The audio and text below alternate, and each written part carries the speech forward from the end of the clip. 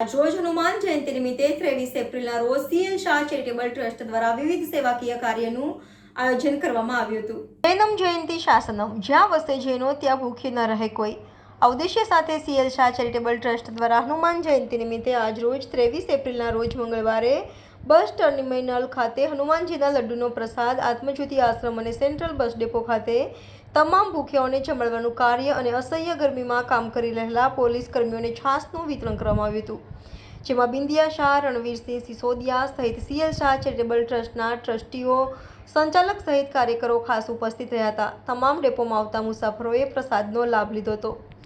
Reporter Rahul Rajput, YNN news, Vadodara.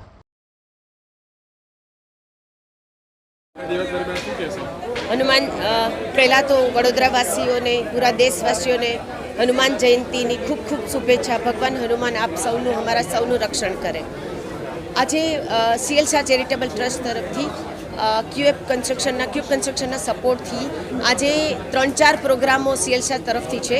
એક તો અત્યારે લડ્ડુ વિતરણ ચાલી રહ્યું છે, પછી છાશ વિતરણ, જે પોલીસ ભાઈઓ છે, ટ્રાફિક પોલીસ ભાઈઓ છે, જે રોડ ઉપર અત્યારે ધોમધકતા તાપમાં જે લોકો ડ્યુટી બજાવી રહ્યા છે, આજે એ લોકોને છાશનું વિતરણ છે।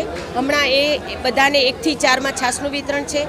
ત્યાર પછી સાંજે બસ ટર્મિનલ અને ઇલોરા પાર્ક આત્મજ્યોતિ આશ્રમ મંદિરની સામે જે સુલભ ભોજન અમારું જે છેલ્લા 10 વર્ષથી ચાલે છે, એ નિમિત્તે આજે મહાભોજન છે।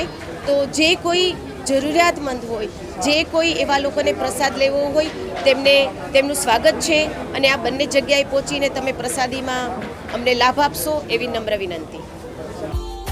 Subscribe now and press the bell icon. Never miss an update.